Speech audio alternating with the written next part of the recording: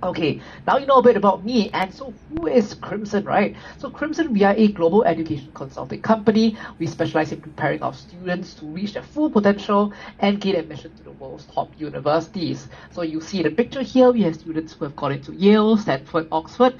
I just want to let you know that these are not stock photos, these are real students that we've actually helped. And over the course of this webinar, you also discover a bit more about what we did to help some of these students, especially those from Singapore. And now let's take a look at our overall numbers. So you can see here, we have students who have gone into Harvard, Yale, Princeton, Brown, Cornell, Oxford, and Cambridge as well. We've recently crossed the 1,000 offer mark to Ivy League universities, which is fantastic for our students. And you can see here that we have about 294, almost 300 offers to Oxford and Cambridge.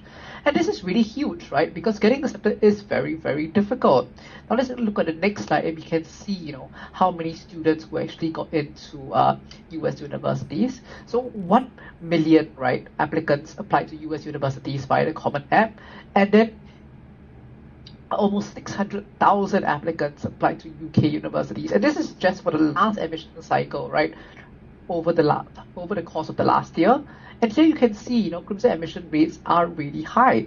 If you look at Harvard, for example, Crimson admission rate is 17%, and even for schools like Columbia, it goes up to 29%, and it gives you almost actually a 7 times chance to get into your dream school, like Columbia, right? And we look at UK universities, this is the same thing. Crimson students have an admission rate that is really high, 33% for Oxford, 37% for Cambridge, and this goes up to even 97% for schools like LSE, which is super, super fantastic. You might be wondering, right, what about Singapore students? So you can see here, over the past admission cycle, we did just the last 1 year alone, we have students who have got into Harvard, Stanford, UCLA, UPenn, Oxford, and Cambridge, of course, on the UK side as well. Now, a big part of succeeding in admissions is staying up to date with admissions news. So if you want to stay updated on the latest developments in the university education landscape, make sure to join our WhatsApp and Instagram groups. So WhatsApp is great for parents and Instagram is well great for everyone, right? So in addition to regular updates, we provide a wealth of valuable resources, including infographics, ebooks, videos covering many topics, webinar invitations like this one, and also an opportunity to have your questions answered by former admissions officers and more. So don't miss out on all the useful content and exciting opportunities. If you missed out on the QR codes, don't worry. I'm actually going to post them in the chat below.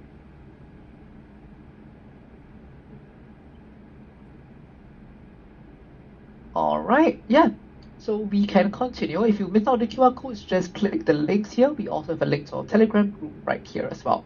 Now, without further ado, I'm going to hand it over to our brilliant speaker, Lynn, today to introduce herself. So Lynn, take it away. Hi everyone, good evening. My name is Lynn. Happy Wednesday. Thank you for choosing to spend an hour with us this Wednesday. So a bit about me. I grew up in Singapore. I went to Raffles Girls' School and then Raffles Institution. I was also very fortunate to be awarded the PSC scholarship. So that was a full ride to the University of Chicago. I had a really fun time at U Chicago. I changed my major 3 times and landed on political science and graduated with an honors there. And yeah, Crimson didn't exist when I was in high school, so it's part of why I really like what I'm doing. I like helping students figure out, not just what they should be doing in high school towards their college admissions goals, but also trying to figure out, which colleges actually make sense for them, right? It's going to be 4 years of your life. It's your home. It's people you're going to be dining with, going to school with, living with, right? It's a really important decision. I've been with Crimson for over 5 years now, so that's over 5 admission cycles, and my students, specifically from Singapore, have gotten into colleges such as Harvard, Princeton, Cornell, Brown, Dartmouth, Georgetown, NYU, UCLA, UC Berkeley, CMU, U Chicago, and more. So if you have any questions, we have some time reserved for Q&A at the end of the webinar, so feel free to, to pop your questions in the Q&A button, section, so that we don't miss anything out. Okay. Here's what we're going to cover today. First, I'm going to talk about national service and applying to UK universities.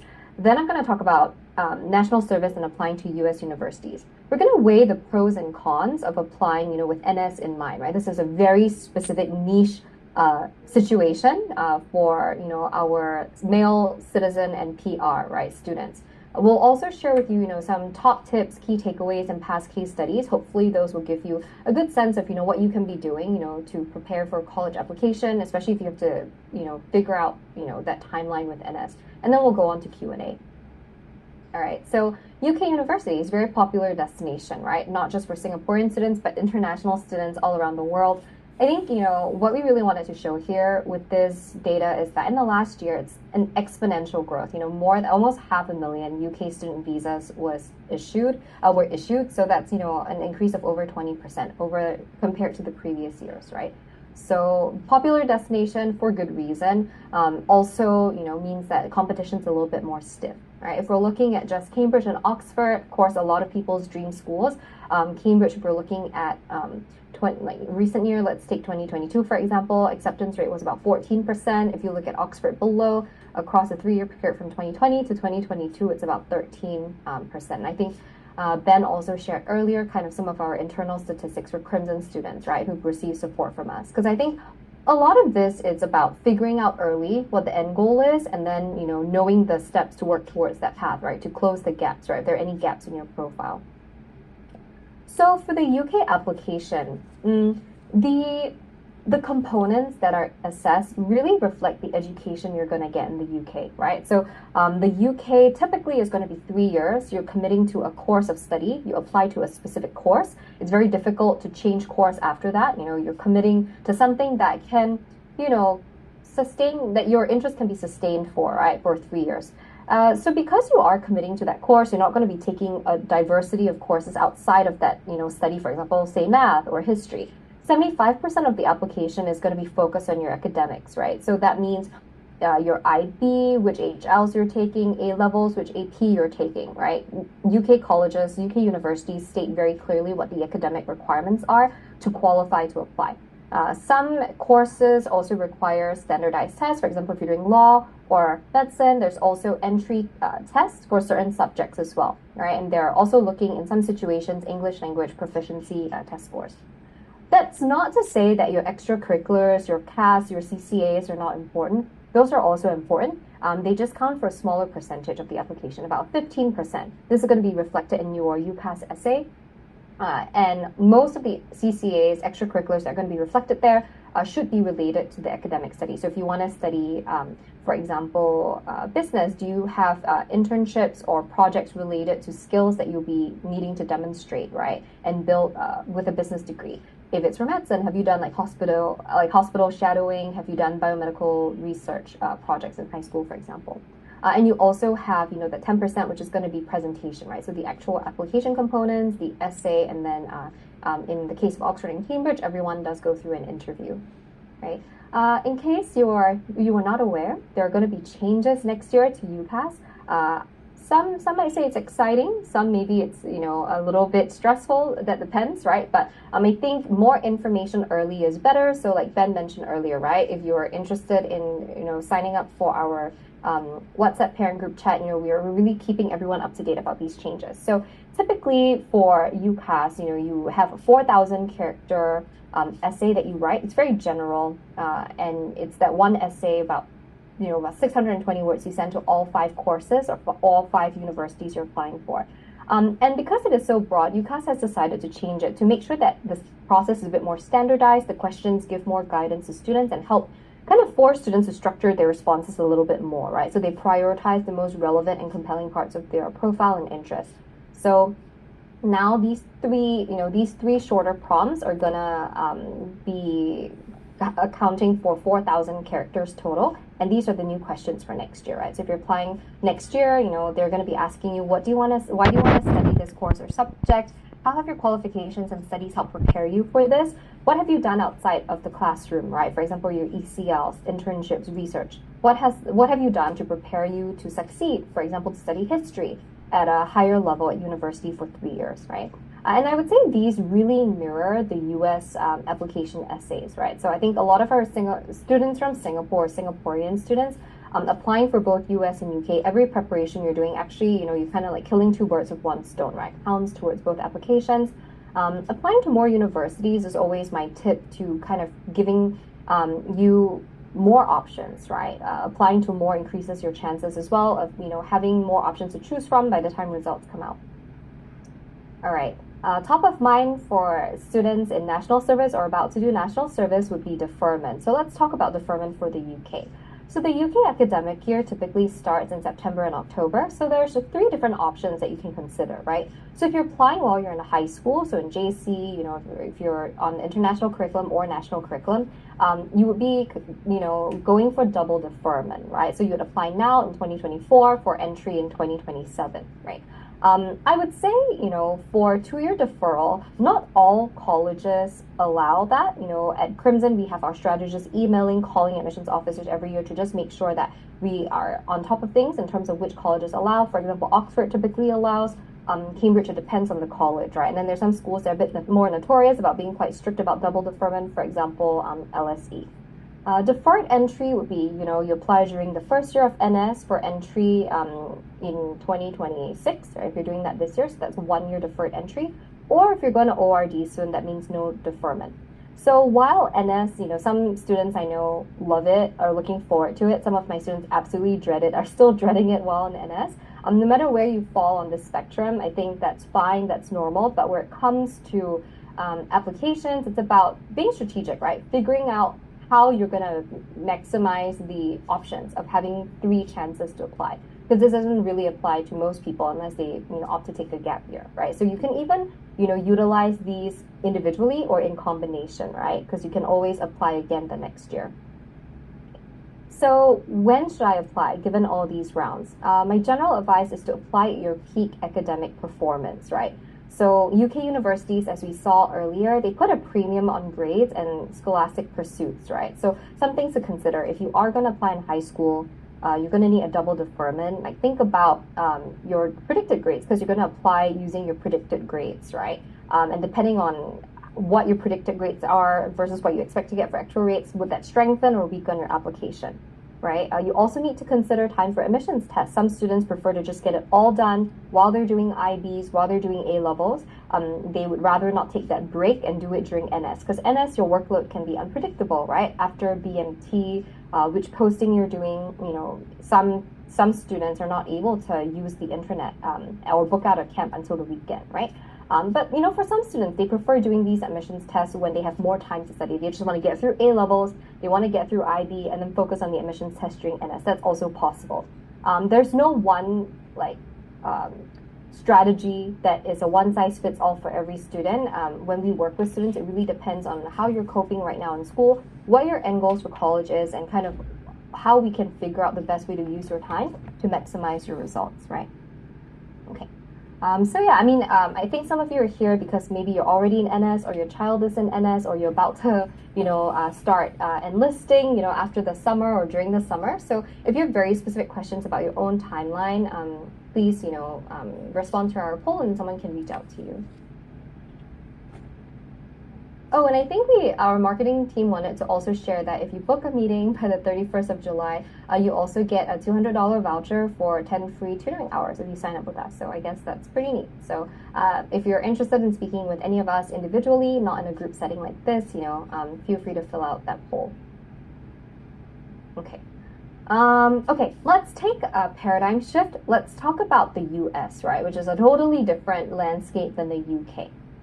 So I am a US strategist with Crimson, so this is really kind of my area of expertise, right? And I think the main thing I want to put across on this slide is just that even though, admissions rates kind of went a little crazy during the years of COVID, right after COVID, where we went test optional, which then drives up applications, right? Lots of students realize I don't have to do SATs, I can submit applications. So we had like falling admissions rates. It stabilized a little bit, but if you're looking at 2023 to 2024, like stabilizing, an increase in acceptance rate from 3.2 to 3.6 for Harvard still means that it's extremely competitive, right? There's some schools like Princeton, they never really, they have stopped really announcing their acceptance rates, but you can be sure it's not going to be that much higher than Harvard or Yale, right? So we're looking at this. I can share that when I applied to UChicago, I believe the acceptance rate was 8% or 9%. I think now it's hovering between 5 to 6, right? So Key takeaway is just getting more competitive, I think for good reason. I personally loved my experience at U Chicago,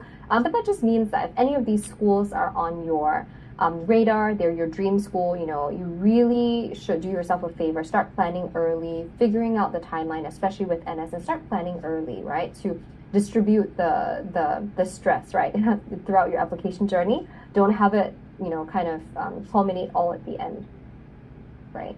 Yeah, key trends.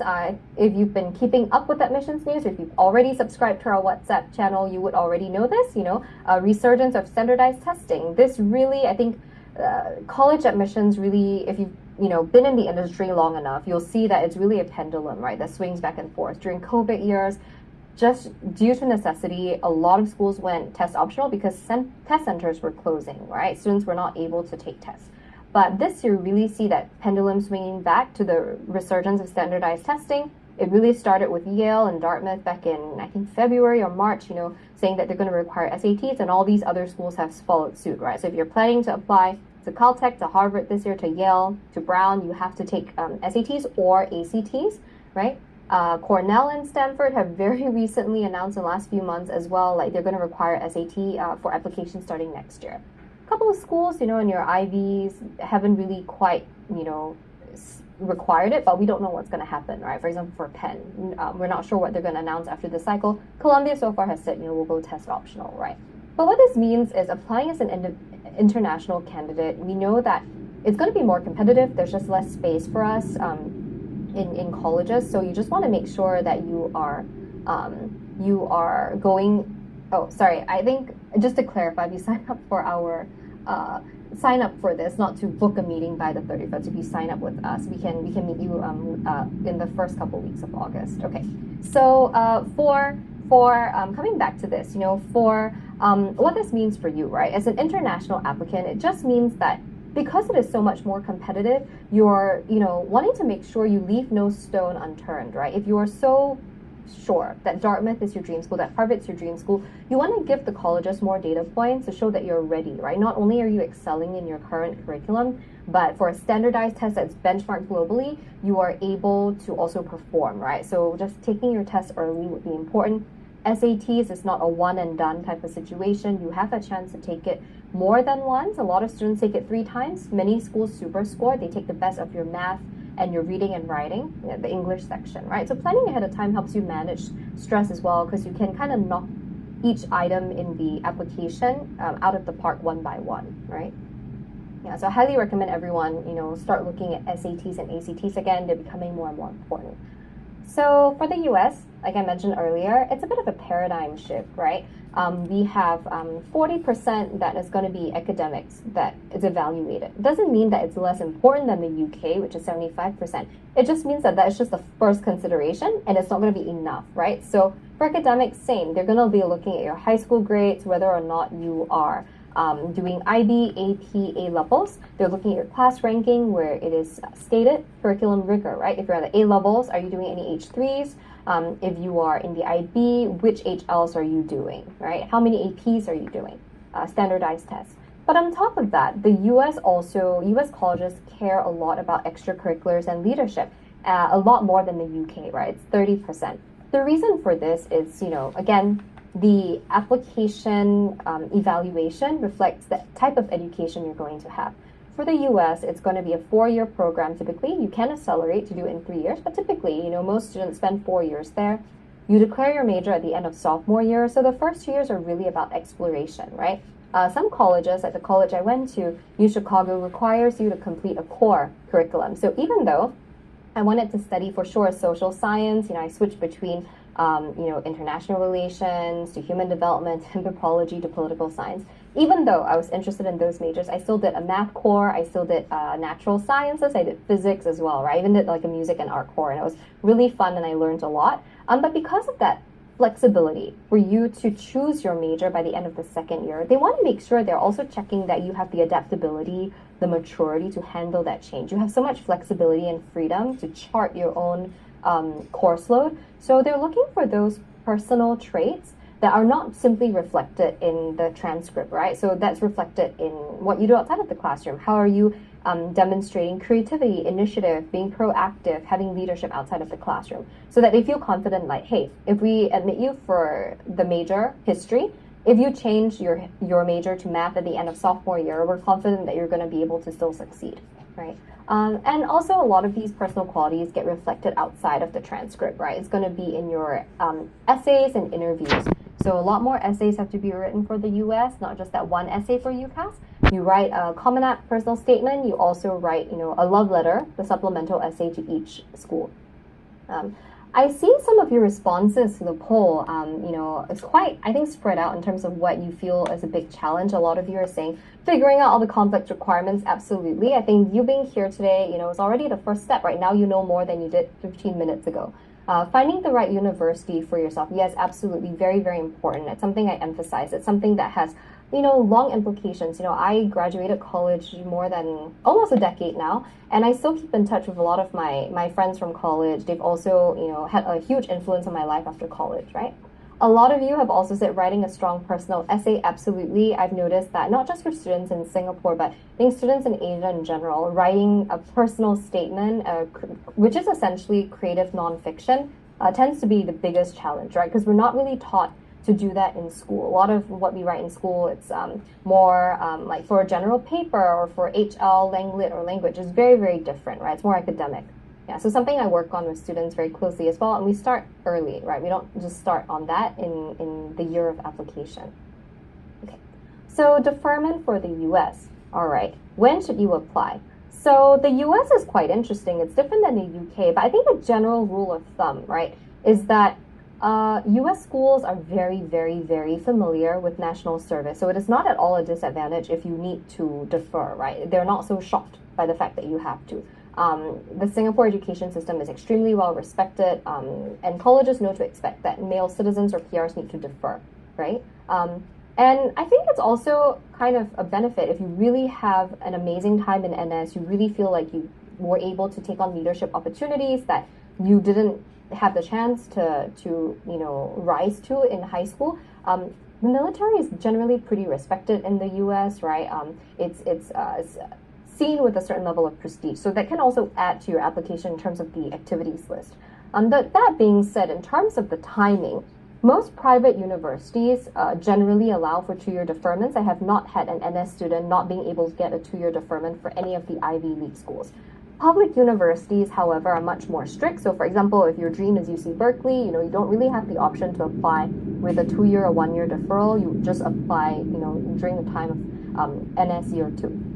Right. So again, with a team that if you're supported by a team at Crimson, we do have someone like emailing and calling the top 100 schools admissions office to just double check every year what their deferral policies are, because that can sometimes change, right? And I would say a lot of this is evaluated on a case-by-case basis. They're just more flexible, right, than the UK, but it's always good to double check, right, just because policies can change. Right. But definitely, I've seen many NS students use NS as kind of that advantage and to create an interesting theme in their application after graduating high school. So it can definitely be an advantage. You just need to figure out, what the right story is for you and what your unique angle is going to be, right? So just to give you an illustration, right, of when you should apply. So let's just take 3 students as an example. So let's say student A is in JC1, grade 11, right? Has a predicted of 7 distinctions, is planning to take H3, already going to take SATs in October of JC1, has a personal history block, does research with an NUS professor, humanities summer school, philosophy Olympiad. So extracurricular is pretty strong, I would say. Given no glaring extracurricular or academic weakness, like maximize all 3 rounds, right? Aim for JC2, NS1, NS2. You can even spread the load, right? I mean, I have some students that maybe they get into their a top school, a high reach school in JC2, and they get excited in NS1, right? They might want to then apply for even more schools on their dream school list, right? That's also possible. Student B, so that would be in JC2, grade 12. They're predicted for IB as a 40 out of 45, but they're hoping and they're pretty confident they're going to get 42, right? So that tells me that, probably your predicted isn't going to yield the same results as your final IB, right? Granted, assuming that you are pretty confident you're going to get a 42. This student also hasn't had much time to take any standardized tests. In terms of extracurriculars, they're pretty much just doing what's available in school. There's nothing wrong with that, but if you're aiming high, you have to know, right? A lot of students are not only excelling in extracurricular activities in school, but also outside of school. And this student says, I have no time. If you want me to get that 42, I'm not going to be able to dedicate more time for extracurriculars or CCAs. That's fine. If you're a boy and you have to do NS, the one benefit for you is that you do have 2 more cycles that you can apply. You can apply an NS1 and NS2, secure your IB score, your A-level score first, and then work on standardized testing and extracurriculars during NS, right? Student C, right, already in national service, so maybe that's some of you today, or maybe some of your kids today. Your predicted and actuals pretty close. Actual results for A-levels much higher. SATs are 1580. Continue to show involvement, right, in learning. I think the main thing about national service for both the US and the UK, I would say more so the US, is to also show like continued engagement in the subject you want to study in NS, right? It's not just a gap year where you're only doing NS. You want to show continued learning and growth and curiosity in the subject that you want to study, right? So this is a real case with a student of ours who's joined like a coding boot camp after JC2, organized a hackathon during NS and built his own trading algorithm. So of course, in this case, you're ready to apply an NS1, go for it. Depending on the results, you can also try an NS2, right? Okay, I'd love to hear from you. Should you talk about NS in your application? Always get very interesting responses for this one.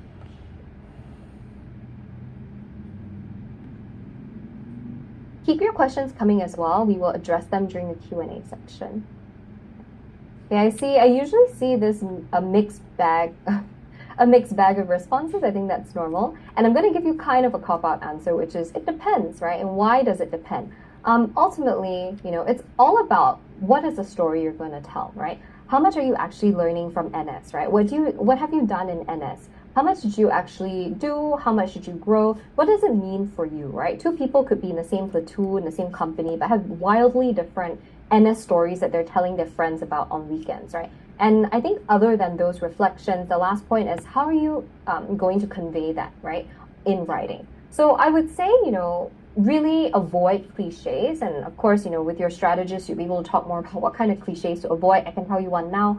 A student who mentions, oh, NS is the first time I learned to be independent away from home. It's the first time I met someone who was outside of my school. That's great for you. I love that that's your journey, but this is an essay that we have read so many times, right, in the last decade. And I'm sure admissions officers have read multiple times. It doesn't really help you stand out. It could even hint at how, maybe insular your bubble was and how maybe, you weren't really actively, seeking to push yourself that much in high school, that you're kind of in this little like bubble, right? So that might not actually backfire. But I've also seen really, really creative pieces with national service where people talk about finding joy in the mundane and the routine, or really having like epiphanies, right, that were a direct result of a specific post-day in national service. So I think it's all about being strategic, figuring out what the story you want to tell, and making sure that you execute that well, right? It is a story about you and your growth after all, not just about your academic achievement or your CCAs in high school, right? Pros and cons. So to sum up what I've mentioned, pros for the UK applications. Of course, you have up to 3 application cycles. Again, really depends on which school. Like I mentioned, Oxford generally allows 2-year deferrals. For Cambridge, it depends on the school, right? Are you applying with predicted or finals, But once you play around with that, you actually do have 3 cycles you can use to maximize, right, your goals. You can also develop really creative ways to demonstrate an independent line of inquiry, like ways that you have deeply engaged with math or with architecture or with history or with chemistry without really leaving your home, right? Because a lot of the UK evaluation is going to be academic, right? So you can do that easily remotely from home by doing, for example, course relevant learning. Some cons, yes, you have more time to prepare for a lot of admissions tests now that you've graduated high school, but you might have limited mobility, right, to apply for leave for tests and interviews. And sometimes that significant break from school can make picking up that momentum again a little bit challenging. For the US, I think, again, like I mentioned, US colleges really appreciate well-rounded applicants. They're looking for character, and that's something you can demonstrate through a work commitment, right, like national service. right? It's a chance for you to also showcase leadership and teamwork that maybe you weren't able to do so much in high school. You also have a lot more time to reflect on your personal goals. I think that tends to generate better essays as well. And yeah, you can kind of, that life experience, right? Work experience, practical experience in NS is very valuable in the application. Some cons, of course, I think the first one is more about just your lived experience, right? You'll be about 3 years older than your peers. And I think a con is if you kind of drag your feet through NS, which again, like some people don't really love their NS experience, and that's fine. But I think it's just about wanting to make sure it doesn't come across in your application as indication of wasting time or lacking ambition, right? And same with the UK, you know, sometimes that unstructured time can be detrimental in terms of your mental state, right? In terms of preparing for exams and writing essays. So how do I continue to build my candidacy in NS? So we'll cover this and then go through a couple case studies. So I think I just want to remind everyone, you don't have to limit yourself to just what's available in NS and what's available in high school, right? This is a great time to take initiative in your own life. You know, be proactive, look outside, be resourceful, right? Show creativity and curiosity in how you can develop yourself outside of school. Lots of our students are doing research externally outside of school. They're starting their own campaigns, their own clubs, their own initiatives. They're writing fantasy novels, fan fiction, you know, whatever floats your boat, right? Whatever personal project that you fancy, but that also demonstrates dedication, hard work, time management, perseverance. I think these are all fair game, right? And in NS, it's also about being creative, right? With the types of projects that you can start on the weekends, because you are going to be time limited. I have students who also start their own projects that then they get to bring to their company or platoon that impacts others, right? So that's also a possibility, right? Yeah, so I think in general, just making sure that you're making full use of your 3 application cycles. We'll post the code again so that you can, you know, sign up if you're interested in speaking with one of us one-on-one. Okay. Key takeaways. So apply as early as you can. I cannot emphasize that enough, especially if you don't have any glaring gaps in your academics or extracurriculars. Applying in your final year of high school, especially for the universities that will accept deferments, right? And for the US, complete your standardized test as early as possible, get it out of the way. Once you've done that, you know, identify areas of improvement, right? If you're going to try again in NS, you can use extra time to work on them. And if you have already actually applied in grade 12 and JC2 or in NS1 and you're here today because you're figuring out, should I be reapplying? Absolutely. We have students who have reapplied and have actually seen like pretty good results. We'll share that case study in a little bit, right? But I would say if you're reapplying, just making sure that you're being strategic about school choice. And if you're reapplying to the same places, you know, admissions officers really hate to see a reapplication that looks the same as the one they rejected last year. If there's no improvement, the outcome's going to be the same. And yeah, don't be disheartened if you don't get in the first time. That's normal. Application cycles really depend heavily on the application pool, right? If you apply in JC2 grade 12 and you get a double deferral for 2 years, they're really accepting you before they even compare you to the future cohort 2 years later, right? So that just goes to say a lot of it is a risk management game for admissions officers, right? And sometimes year on year, it really depends on who else in your, you know, country, who else in your high school is applying for what major, right? So if you don't succeed the first time, try again, right? Especially if that's your dream. And just make sure that you're actively applying what you've learned the past year. Right? Okay, so let's talk about case studies. So the first case study is Wen Yuan, who applied to study physics. So he applied by himself in JC2 for Stanford early action, restricted early action, and was rejected. But if you look at his academics and extracurriculars, there really were no glaring weaknesses, right? Like he had 8 distinctions for A-levels. His SATs are really solid at a 1570. He did a bunch of science Olympiads, had pretty good awards. He also had like that diversity in his profile for the US in drama and also in chess. I think the main difference, right, the changes that we made to this application in NS Year 1 was really the school fit, right? All of these things that we've just talked about is preparation for yourself, right, to be competitive as a profile to apply to schools. But for the US, especially if you're applying to a top 15 school, a lot of it's also in the school research, right? Understanding how you can demonstrate cultural fit, not just understanding what the school stands for, but how you can not just fit in as a culture fit, but a culture add, right? What you're going to bring to the campus. Be very strategic with your school selection, the different rounds. There's early action, early decision 2, there's regular decision, right? and just also making sure that your essays help you stand out. I think that is really the make or break for a lot of our high achieving Singapore students. And he did not reapply to Stanford, but he did get into Cornell, Duke, U Chicago, and then was waitlisted for Columbia and Yale. So much better results than the first try. Second example, this is Ivan. So, different student, not a STEM student, social science students, right? Politics, international studies. First year, he applied during NS Year 1, was rejected from Penn, CMU, Northwestern, and Cornell. Academics was a 766 for HL, so 40 out of 45 for IB subjects. Extracurriculars, you can see for yourself. I mean, really interesting, right? During NS was in OCS, which is pretty much one of the highest levels that you can achieve during NS. So pretty solid accomplishments, both, between NS and also in high school. So I think in the end, also based on the grades, from a 766 for HLs, I think getting into USC is an amazing accomplishment. It's a really, really good school. So I think here, the trick is also figuring out what's your theme. Because sometimes, with the beauty of flexibility in the US, you can actually try to get in for a major that fits your profile still, but is it still fits your profile, but it's a little less competitive, right? So for Ivan, he actually started by applying for CS, which we all know is one of the most competitive majors, right, in the US. So switching to politics just based on looking at his profile. Yes, you've done hackathons, and you've kind of done an internship that requires programming at this health company, but we also see this theme of international relations and politics. So let's lean into that for NS Year 2, right? And then have that be the major that you apply for. Personal statement also needed to be reworked pretty significantly to emphasize unique experiences. Don't write a cliche topic. Increase the quantifiable impact of your extracurriculars. If you fundraised, can you increase the amount of funding? If you were already a leader for a certain club in high school, now that you are in national service, can you hand over that? Can you create a mentoring initiative, right?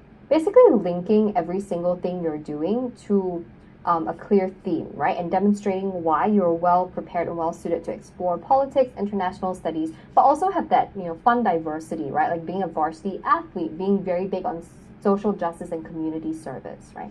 And a big one also for the US is mock interview training. I think, especially with ChatGPT, being able to help with essays. Of course, you should not be using ChatGPT to write your essays. Colleges are very, very on the alert, right, for any potential fraud or plagiarism with essays. But that being said, my own take is that things like interview training, any opportunity to interact with the school in person with an alum or with an admissions officer will be quite important, right? So working with Ivan on that, I think ultimately really helped with his acceptances to USC and UIUC.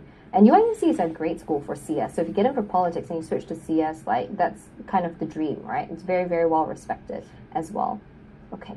So yeah, I think the last thing I'll end with before we go towards Q&A is just making sure that you are developing a personalized and tailored strategy unique to your needs and strengths. What has worked for other people, the 2 case studies I shared with you, Wenyuan and Ivan, might not work for you, right? Because everyone has different, challenges, different strengths throughout high school, and then you have a whole other set of strengths and challenges that we have to work through during national service, right? So what worked for your classmates, older brother's best friend, probably not going to work for you, right? It's very, very personalized and individualized.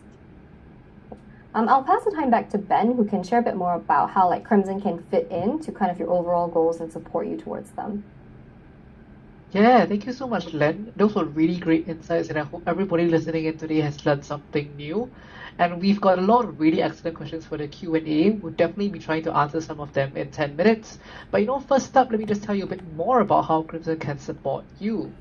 So just now we talked about, what Crimson is, and we are a university admissions consulting company. But what is it that we do?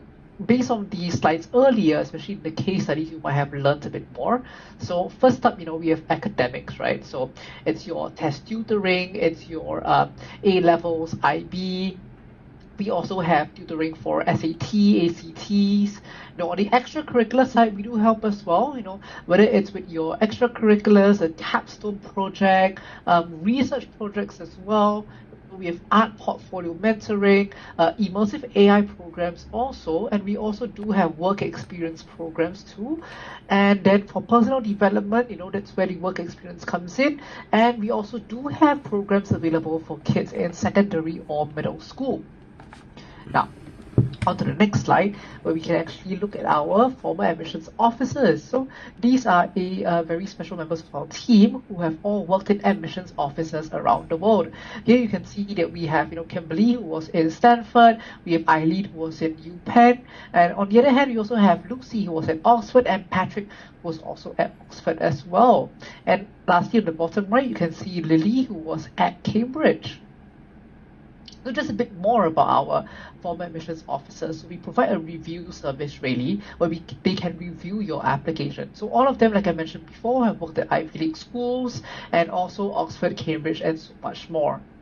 Now, how did Crimson spot our students, right? Based on the case studies before, you saw that, first up, they had a lot of strategic advice. Some of these students, they aim for, the wrong schools or perhaps the wrong major, and this is where the strategy consultant will step in. So if you do work with Crimson, you'll be assigned a strategy consultant. If it's for the US, you might get someone like Lynn, for example, over here, or you might get Brenda on the screen as well. And of course, we have a set of team members for the UK as well.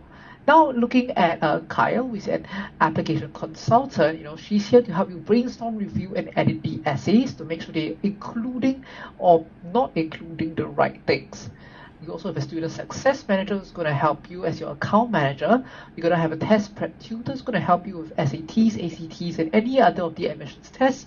You're also going to have a former admissions officer who is going to provide you with a technical review, like what we mentioned in the previous slide. And also you're going to have an extracurricular mentor who's here to support you on your extracurriculars, capstone projects, and more. So how do we do all this? How do we coordinate everything? And that's where our technology steps in. At Crimson, we have an app, really, which is an exclusive learning management system that helps to connect you with tutors from around the world. We have 2,400 strategists, tutors, and mentors all over the world. A lot of them are in the US or the UK and Singapore as well. And how are you going to meet anybody who's overseas? We save on the travel time and travel costs by allowing you to connect with them through the app. Right? Just like how we're talking over Zoom right now. So other than that, you can also create customized learning plans, track your progress, and really there's a wealth of resources on there. If example, personal essays and personal statements, you have SAT test prep, there's so many things on the app which are really, really useful. Now on to the next slide, we'll just talk a bit more about the app. So, first you have mission control, which really is our dashboard. There's also going to be a roadmap that tells you, okay, what's coming up next, what do you have to do, so you can plan your time better. There's a whole applications tab for you, so you can track your applications, you can look at the schools that you're interested in or those that you've logged in already, and really you can also meet like-minded students from Singapore or beyond who are also interested in applying to universities in the US or the UK. So just to show you how the app looks like, so this is how mission control the dashboard looks like, right? So this is how all the planning comes together, and you can really manage your candidacy based on these 6 categories, which are very similar to what we outlined before, right? Very similar to what universities are looking for: your academics, test scores, your ECL activities, what honors you got. So honors in this case can mean like, do you participate in an Olympiad, a competition? Did you win first place, second place? You can also track your personal development and also look into any careers that you're interested in as well. And then the next slide, you can take a look at Pathfinder. So Pathfinder is where you can set goals to track your progress and even compare your progress to everybody else around the world who is also at Crimson. And now, last but not least, there's Launchpad. So Launchpad is a bit like a social network, I'd say. So it really helps you to access a lot of resources, exclusive webinars from other admissions experts. And this is where you can get connected with other students worldwide. So here you can see there's a wide list of things you can get. And really one really special thing is that you can also try to coordinate your extracurricular projects to try to work on something with students in the same region or around the world to really try to make that global impact. Okay, so now we're at the final slide and we're going to have one final poll before we start the Q&A session. So I'm just going to launch this poll. And like Lynn said just now, this is really the time for you to try to make full use of the extra time that you've been afforded for national service.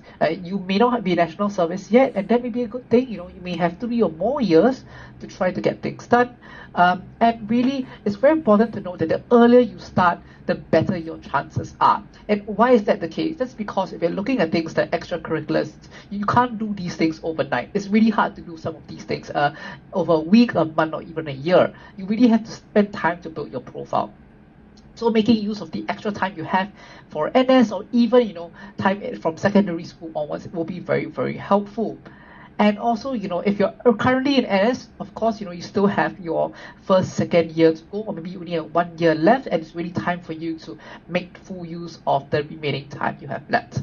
And now, if you manage to book a free strategy meeting with us, if you sign up with us by 31st July, which is in a week's time, you can receive a $200 voucher for FairPrice storage and also receive 10 free tutoring hours with us. So what happens during these meetings, right? So you meet an academic advisor, and this advisor is going to help you understand your strengths and weaknesses. All of you are at different stages. Some of you might be in secondary school, some of you might be in high school or JC, some of you might be in NS right now. So it's going to help you understand where you're at, what you're strong at, what your interests are, and help you determine, okay, what's a good strategy, from the perspective of top universities. And also help you to determine your chances of getting into the universities that you want. How are you going to get into your dream schools, and how Crimson can help you, really. Each of you are different, and not everything that we've done for our previous students will apply to you. Like Lynn said, after the case studies ended, right? It's about developing a personalized strategy that's unique to you, your needs, and your strengths.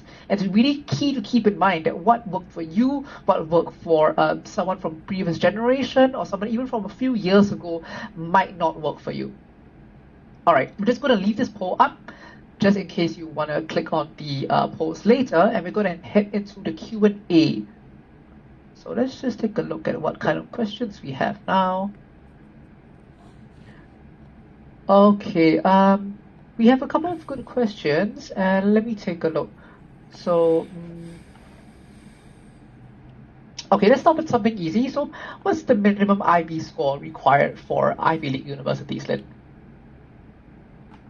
Thanks everyone for your question. Yeah, so minimum IB score. So I think the thing with the US is, unlike the UK schools, right? Let's say you want to study LSE at LSE for math. If you go to the LSE math department's website, they will tell you the minimum score to even be considered to apply, right? For the US, they don't do that. So what we have is 10 years of data. So I would say a minimum IB score that I've seen for Singapore, we're looking at least a 42, right, out of 45 for the Ivy League universities, just because of the intensity of applications. So if you're on track for that, you are, going to qualify to apply. But I think to be competitive, you're going to need more than just the IB score, right? Okay. Yep, exactly. And okay, some of you have very, very specific questions that really come down to your individual profile. And like I said before, it's really hard for us to answer these questions without knowing a bit more about you. So if you do have these questions, please click yes on the poll over here, and we'll try to answer questions that are more applicable for everyone. All right, someone's asking, they're in A-levels now and they don't have access to their predicted scores in JC. So what should they do? How can they calculate this?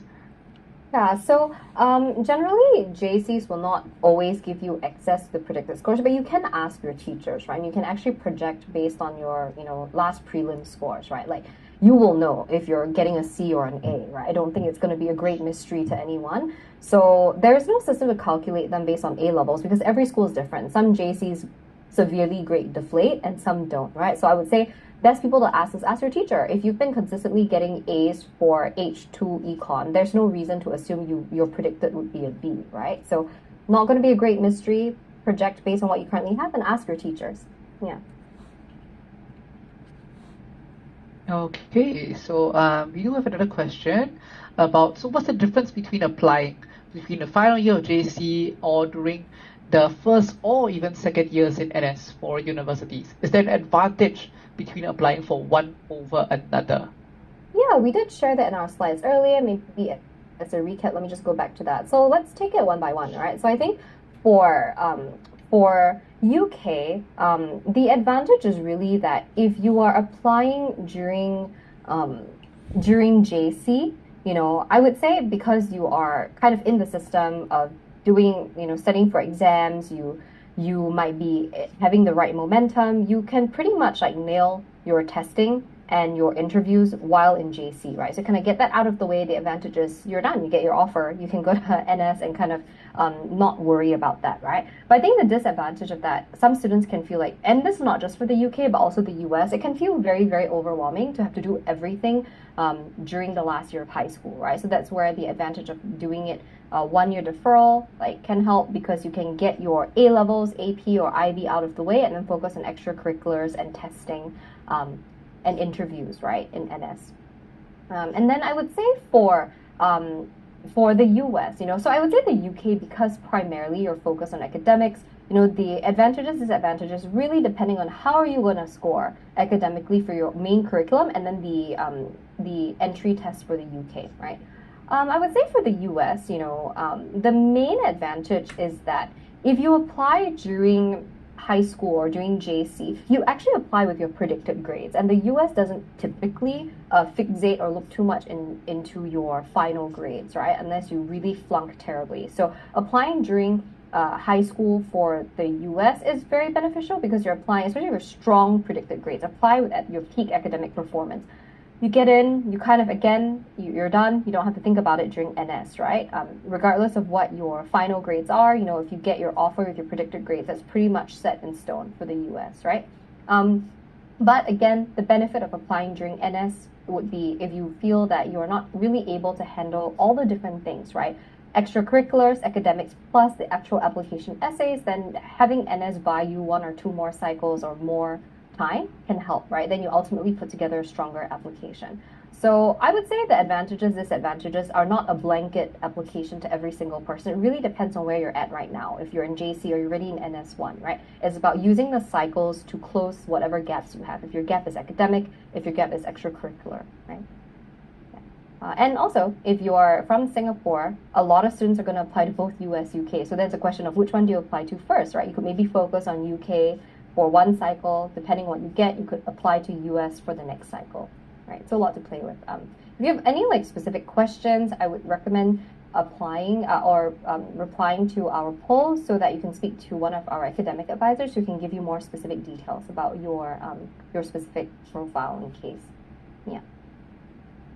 All right. I think we have just time for one more final pass question, and that is, should you try to get letters of recommendation from your commander in NS? Yeah, so I go back to the fact that for the UK, they focus a lot more on academics, right? So any letters of recommendation for the UK are going to be from teachers who have taught you in an academic setting. They're not really going to care too much about what your commander thinks of you in an NS setting because you're not studying in NS. For the US, it's a little different. You still need one letter from your school counselor, right? So that could be your homeroom teacher, your form teacher. Oftentimes, it's just the person who is your higher education counselor in school. So you need one letter from them.